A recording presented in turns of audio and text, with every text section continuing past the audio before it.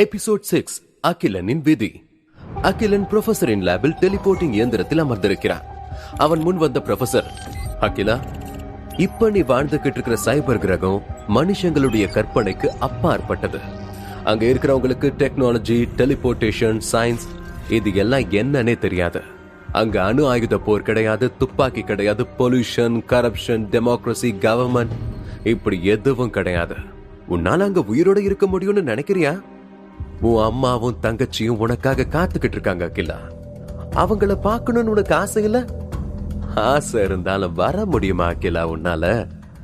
திரும்பி வர்ற மாதிரியான இடத்துக்கா நான் உன்னை அனுப்பியிருக்கேன் என்று ப்ரொஃபசர் அகிலனின் கனவில் வந்து வில்லத்தனமாக சிரிக்க அகிலன் அலறி அடித்து எழுந்தான். நான் இங்கிருந்து போகணும் என்று பதட்டப்பட்டு எழுந்து நின்றான். ஆனால் இந்த கிரகத்தை விட்டு செல்வதற்கு இருந்த ஒரு வழியும் இப்போது இல்லை என்று உணர்ந்து மனம் நொந்தான். அவனை சின்னு தேற்றியது. வருத்தப்படாத அகிலா, அடுத்து என்ன பண்றதுன்னு யோசி என்று சொல்ல அகிலன் சோகமானான். அகிலன் கால் போன போக்கில் பாதை புரியாமல், திசை அறியாமல் வெகு தூரம் விரக்தியில் நடந்தான். வெயில் அவனை வாட்டி எடுக்க ஒரு வறண்ட நிலப்பரப்பினை அடைந்தான். பின் நகர்ந்து போய் ஒரு பாறையில் அமர்ந்தான். சில நிமிட மௌனத்திற்கு பிறகு, ரொம்ப பசிக்குது சின்னு, சாப்பிட ஏதாவது கிடைக்குமா என்றான் அகிலன். உடனே சின்னு சுற்றி முற்றி பார்த்தது. அதோ ஒரு குட்டை இருக்கு பாத்தியா, அங்க போனா உனக்கு சாப்பிட ஏதாவது கிடைக்கும், பா போகலாம் என்று அழைக்க அகிலன் அந்த சிறு குட்டை இருக்கும் இடத்திற்கு சென்றான். ஆனால் அங்கு ஊர்ந்து செல்லும் பல வகையான வண்டுகளை தவிர வேற எதுவும் இல்லை. வண்டுகளை தான் தனக்கு உணவாக சின்னு காட்டியது என்று புரிந்து கொண்டான். என்ன விளையாடுறியா? இதையெல்லாம் என்னால சாப்பிட முடியாது என்று அகிலன் மறுத்தான். ரொம்ப முரண்டு பிடிக்காத அகிலா, உனக்கு உயிர் வாழணும்னு ஆசை இருந்தா சாப்பிடு, இப்போ உனக்கு பசிக்குது இல்லையா என்று கேட்டது சின்னு. ஆம் என்பது போல தலையாட்டினான். வேறு வழியின்றி வண்டுகளை உணவாக எடுத்துக்கொள்ள முடிவு செய்தான். அகிலன் அந்த குட்டையில் குதிக்க வண்டுகள் சிதறி ஓடியது. ஒரு வண்டினை பிடிக்க போய் தடுமாறி சேற்றில் விழுந்தான். அந்த வண்டு மெல்ல ஊர்ந்து சென்று ஒருவரது காலில் மோதி நின்றது. அகிலன் மெல்ல அன்னார்ந்து பார்க்க தமினா அந்த வண்டை கையில் எடுத்து நின்றார். தமினா அந்த வண்டை அகிலனிடம் தூக்கி எறிய அதை கப்பென்று பிடித்து முகம் சுழித்தபடி வாயில் போட்டு மெல்ல ஆரம்பித்தான். அவன் முகம் ஆச்சரியத்தில் மலர்ந்தது. அந்த வண்டின் சுவை அவன் நினைத்தது போல கொடுமையாக இல்லை. அது தான் விரும்பி சாப்பிடும் உணவை போல சுவையாக இருக்க அகிலன் அதை மென்னு முழுங்கினான். அவனது பிரேஸ்லெட்டில் இருந்த ஒரு மாயத்திரை விரிந்து உயிரணுக்கள் புள்ளிகள் 1 என அதிகரிப்பதை காட்டியது. அகிலன் அருகில் ஓடிய 4 வண்டுகளை வேகமாக எடுத்து சாப்பிட்டான். உயிரணுக்கள் புள்ளிகள் 5 என காட்டியது. அகிலனும் சந்தோஷப்பட்டான். அவனை ஆர்வமாக பார்த்து கொண்டிருந்த தமினா, நீ இந்த உலகத்தை பத்தி நிறைய தெரிஞ்சுக்கணும் அகிலா, என் கூட வா, உனக்கு வேட்டையாட நான் கத்து தரேன் என்றாள். வண்டை ருசித்து சாப்பிட்டபடி தமினாவை பார்த்தான் அகிலன். தமினா அகிலனுடன் பல இடங்களுக்கு சென்று அவனுக்கு வேட்டையாட பயிற்சி கொடுத்தார். அந்த உலகத்தை பற்றியும் விவரித்தாள். தமினா அகிலனிடம், இங்க பாரு, இந்த உலகத்துல 4 வகையான ஜந்துக்கள் இருக்கு. சாதுவான ஜந்துக்கள், விசித்திர ஜந்துக்கள், விஷ ஜந்துக்கள், அப்புறம் அசுர ஜந்துக்கள். சாதுவான ஜந்துக்களை இங்க நீ சுலபமா பார்க்க முடியும். இது வரைக்கும் நீ சாப்பிட்ட வண்டு சாதுவான ஜந்து வகையை சேர்ந்ததுதான்.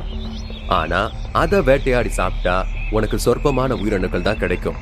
அதனால சாதுவான ஜந்துக்களை நிறைய பேர் வேட்டையாட மாட்டாங்க. 2வது விசித்திர ஜந்துக்கள். பறக்கிறது, வேகமா ஓடுறதுன்னு, உயரமா தாவறதுன்னு இதுங்களுக்கு சில விசேஷ சக்திகள்லாம் இருக்கும். சில விசித்திர ஜந்துக்கள் ஆபத்தானதா கூட இருக்கும். அதனால இதுங்களை வேட்டையாடணும்னு நினைச்சா அதுங்களோட சக்தி என்னன்னு தெரிஞ்சுக்கிட்டு அதுக்கேத்த மாதிரி தான் வேட்டையாடணும். 3வது விஷ ஜந்துக்கள். இதுங்க வேட்டையாடுறதுக்கு விஷத்தை தான் பயன்படுத்தும். ரொம்ப ஆக்ரோஷமானதுங்க. இதுங்களை வேட்டையாடணும்னு நினைக்கிறது தற்கொலைக்கு சமம். 4வது அசுர ஜந்துக்கள். இதுங்க உருவத்துல பெருசா இருக்கும், அதே சமயம் ரொம்ப பலசாலியானதுங்க. இதுங்களை தனியா போயெல்லாம் வேட்டையாடிட முடியாது. ரைடன் நகரத்துல இருக்கிற வீரர்களே இத கூட்டமா போய் தான் வேட்டையாடுவாங்க. புரிஞ்சுதா? இப்ப சொல்லு, இதுல நீ எதை வேட்டையாட போற என்று தமினா கேட்க அகிலன் அனைத்தும் புரிந்தது போல மண்டையை ஆட்டினான். வேட்டையாடுறது பெரிய ரிஸ்கா இருக்கும் போலயே என்று மனதில் நினைத்து பயந்தான். அகிலன் சற்று தயங்கியபடி, இங்க காய்கறி, பழம், அரிசி இந்த மாதிரி எல்லாம் நீங்க சாப்பிட மாட்டீங்களா? அப்படி எதுவுமே இங்க கிடையாதா என்று கேட்க தமினா மெல்ல புன்னகையுடன், அகிலா, உங்க உலகத்துல எப்படின்னு தெரியல, ஆனா இங்க இருக்கிறவங்களுக்கு தெரிஞ்சதெல்லாம் 2 விஷயம்தான். 1 வேட்டையாடுறது, இன்னொன்னு அதை சாப்பிடுறதன் மூலமா பரிணாம வளர்ச்சி அடைகிறது. உனக்கு 1000 உயிரணு புள்ளிகள் இருந்தாதான் உன்னால பரிணாம வளர்ச்சியை அடைய முடியும். ஆத்ம சக்திகள் கிடைக்கும். அப்பதான் உன்னால அடுத்த கட்டத்துக்கே போக முடியும். பெரிய ஜந்துக்களை வேட்டையாடினா உனக்கு புள்ளிகள் அதிகமா கிடைக்கும். தமினா சொன்னதை கேட்டு அகிலன் வியந்தான். பரிணாம வளர்ச்சி என்பது மிகவும் அபூர்வமாக நடக்கும் ஒன்று. அது இவ்வுலகத்தில் சாதாரணமாக நடந்து கொண்டிருப்பதை எண்ணி ஆச்சரியப்பட்டான். அகிலன் வியப்பில் கேட்டான், எவ்வளவோ கண்டுபிடிப்புகளை எங்க உலகம் பார்த்திருக்கு. ஆனா எந்த அறிவியலுக்கும் புலப்படாத விஷயம் மனுஷனோட பரிணாம வளர்ச்சி தான், ஹியூமன் எவல்யூஷன். எங்களோட உலகத்துல ஒரு மனுஷன் பரிணாம வளர்ச்சி அடைய பல லட்சம் கோடி வருஷம் ஆகும்னு சொல்லுவாங்க. ஆனா இங்க எப்படி அது சாத்தியமாகுது? தமினா பதில் அளித்தார். இங்க அப்படித்தான். மனுஷங்க ஜந்துக்களை வேட்டையாடி அதன் மூலமா கிடைக்கிற புள்ளிகளையும் சக்திகளையும் வச்சு தன்னோட உடம்புல பரிணாம வளர்ச்சி அடைகிறத கண் கூட அவங்களே பார்க்க முடியும். பரிணாம வளர்ச்சிங்கிறது இங்குள்ள மக்கள் போராடி அடையக்கூடிய ஒண்ணுதான். எவ்வளவு தூரம் பரிணாம வளர்ச்சி அடைகிறோமோ அந்த அளவுக்கு ஆயுட்காலமும் அதிகரிக்கும். முழுசா பரிணாம வளர்ச்சி அடைஞ்சவங்க சாகாவரம் அடைஞ்சவங்களாவும் மாறிடவும் முடியும் என்றார். அகிலன் பெருமூச்சு விட்டு, இது எங்க ஊரு சயின்ஸை வச்சு எல்லாம் புரிஞ்சுக்க முடியாது போல என்றான். இப்போது அகிலனும் தமினாவும் ஒரு புதரில் மறைந்திருந்தார்கள். அவர்களுக்கு சற்று தொலைவில் விசித்திர ஜந்து வகையில் ஒரு கோரப்பல் கொண்ட பூனை மேய்ந்து கொண்டிருந்தது. அகிலனின் வேட்டை திறமையை தமினா சோதனை செய்தாள். இன்றோடு தமினா அகிலனுக்கு பயிற்சி கொடுக்க ஆரம்பித்து 6 மாத காலம் கடந்திருந்தது. அகிலன் தன் கையில் ஓர் வில் அம்புடன் அந்த கோரப்பல் பூனையை நெருங்க, ஆபத்தை உணர்ந்த அந்த பூனை தன் ரெக்கைகளை விரித்து பறந்து சென்று ஓர் மரத்தில் அமர்ந்தது. அகிலனை கண்டதும் அது கோபமாக அவனை தாக்க வர தமினா அந்த பூனையிடமிருந்து அகிலனை காப்பாற்றினார். பூனையும் அங்கிருந்து தப்பிச் சென்றது. கடுப்பான தமினா, ஏய், உனக்கெல்லாம் சுத்தமா திறமையே கிடையாது. எத்தனை தடவை சொல்லி கொடுத்தாலும் உனக்கெல்லாம் மண்டையிலே ஏறாதா? உன்ன மாதிரி ஒரு தத்திய நான் பார்த்ததே இல்ல. உன் உலகத்திலேயே நீ இப்படிதான் கையாலாகாத மாதிரி இருந்திருப்ப. உன்னால உன் உலகத்திலேயே வாழ முடியலையே, இங்க எப்படி வாழ போற என்று சொல்லி தலையில் அடித்துக் கொண்டார். தமினா திட்டியதும் சுருக்கென்றது அகிலனுக்கு. கண்களில் நீர் தழும்ப கோபத்துடன், இங்க பாரு, நான் ஒன்னும் உன்கிட்ட வந்து கேட்கல, எனக்கு வேட்டையாட கத்து கொடுன்னு. என்ன பாத்துக்க எனக்கு தெரியும், நீ உன் வேலையை பார்த்துட்டு போ என்றான் அகிலன். எப்படியோ போய் தொலை என்று சொல்லிவிட்டு அங்கிருந்து சென்றாள் தமினா. பல மாதங்கள் கடந்த நிலையில் அகிலன் வெறும் வண்டுகளை மட்டுமே சாப்பிட்டு வாழ பழகியிருந்தார். அகிலனுடைய பரட்டை தலையும் சவரம் செய்யாத முகமும் அவனை கிட்டத்தட்ட ஒரு காட்டுவாசியை போல காட்டியது. ஒரு சகதி நிறைந்த பகுதியில் அகிலன் தன் கையில் கருப்பு வண்டுகளை தூக்கி பிடித்து அது துடிப்பதை வேடிக்கை பார்த்து கொண்டிருந்தான். யோசிக்காமல் அதன் கால்களை துண்டு துண்டாக வெட்டினான். கத்தியால் அதன் உடம்பை கிழித்து சற்றும் தயக்கமில்லாமல் அந்த வண்டின் கால்களை உறிஞ்சி எடுத்து அதன் சதைகளை சாப்பிட்டுக் கொண்டிருந்தான்.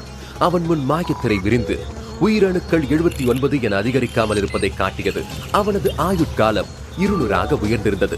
மிகுந்த மன உளைச்சலில் இருந்தான் அகிலன். நான் இங்க எதுக்காக வந்த, என்ன பண்ணிக்கிட்டு இருக்கேன்? இதோட 79வது வண்டை நான் சாப்பிடுறேன்.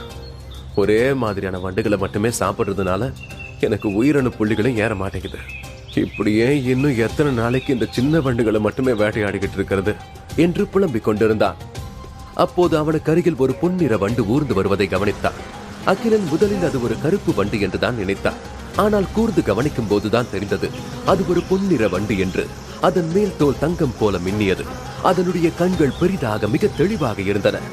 நான் மட்டும் இதை சரியா கவனிக்கலனா இது ஒரு வண்டுனே எனக்கு தெரிஞ்சிருக்காதே என்று மனதில் எண்ணிக்கொண்டான். இந்த வண்டு மட்டும் எப்படி வித்தியாசமா இருக்கு என்று அகிலன் அந்த வண்டையே வெறித்து பார்த்திருந்தான். கடந்த 3 மாதங்களாக அவன் பல சாதுவான வண்டுகளையே வேட்டையாடி சாப்பிட்டதால் அவைகளை பற்றி இவனுக்கு நன்றாக தெரிந்திருந்தது.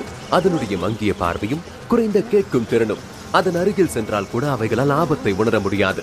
அந்த பொன்னிற வண்டு அவனை மெதுவாக கடந்து செல்ல சற்றும் தயங்காதவன் ஒரு பெரிய கல்லை எடுத்து அதன் மேல் பலமாக அடித்தான். அதன் தோல் மிகவும் கனமாக இருந்ததால் அந்த வண்டிற்கு ஒன்றுமே ஆகவில்லை. அது மெதுவாக எழுந்து மறுபடியும் நடக்க ஆரம்பித்தது. மறுபடியும் பல முறை அடித்து பார்த்தான். அது சாகவில்லை. அகிலன் அதன் தங்க ஓட்டினை தூக்கி புரட்டி போட்டான். அது நகர முடியாமல் 6 கால்களை மட்டும் மேலும் கீழும் மாட்டியது. பின்பு அதன் வயிற்று பகுதியில் தசை லேசாக இருப்பதை கவனித்தான். தன் கத்தியை எடுத்து வண்டின் வயிற்றில் இறக்கினான். வண்டு மெல்ல துடிதுடித்து இறந்தது. பின் அதன் வயிற்றை கிழித்து பார்க்க அதனுள் ஒரு கருப்பு படிகம் தென்பட்டது. அதை கையில் எடுத்து பார்த்தான். ஒரு கோழி குண்டினை போல இருந்தது அந்த படிகம். அதை தன் கண் அருகில் கொண்டு வந்து பார்த்தான். கோடி நட்சத்திரங்கள் கொண்ட ஒரு பிரபஞ்சம் போல மின்னியது அந்த படிகம். நீ கொன்னது ஒரு ஆத்ம சக்தியுள்ள அரிய வகை வண்ட என்றது அகிலன் தோளில் தோன்றிய சின்னு. அகிலன் ஆச்சரியப்பட்டான். அரிய வகை ஜந்துவின் விசேஷங்கள் என்னவென்று தெரிந்து கொள்ள ஆர்வமாயிருந்தான். கால்களையும் உடல்களையும் துண்டாக வெட்டி அகிலன் சாப்பிட ஆரம்பித்தான். அவனது மாயத்திரை விரிந்து 500 உயிரணு புள்ளிகள் அதிகரித்து 579 என்றும் ஆத்ம சக்தி 1 என்றும் காட்டியது. அவன் கண்களை அவனாலேயே நம்ப முடியவில்லை. சந்தோஷத்தில் துள்ளி குதித்தான். மிச்சமிருந்த வண்டின் பாகங்களை தன் பையில் போட்டுக்கொண்டு ரைடன் நகரத்திற்கு புறப்பட்டான். அகிலன் தன் அறைக்கு வந்து நெருப்பு மூட்டி மிச்சமிருந்த வண்டின் சதைகளை வெந்நீரில் போட்டு கொதிக்க வைத்தான். அதன் பின் தான் கொண்டு வந்த கருப்பு படிகத்தை கையில் எடுத்து பார்த்தான். இந்த கிறிஸ்டல் வித்தியாசமா இருக்கே, இதை வச்சு என்ன பண்றது என்று யோசித்துக் கொண்டிருக்க சட்டென கதவை திறந்த தமினா உள்ளே வந்தாள். உடனே அகிலன் தன் கையில் இருந்த படிகத்தை பின்னால் மறைத்து நின்றான். எங்க போயிருந்த? உன்னை நான் எங்கெல்லாம் தேடணும் தெரியுமா என்று ஆதங்கத்துடன் கேட்டாள். அகிலன் எதுவும் பேசாமல் மௌனமாக இருந்தான்.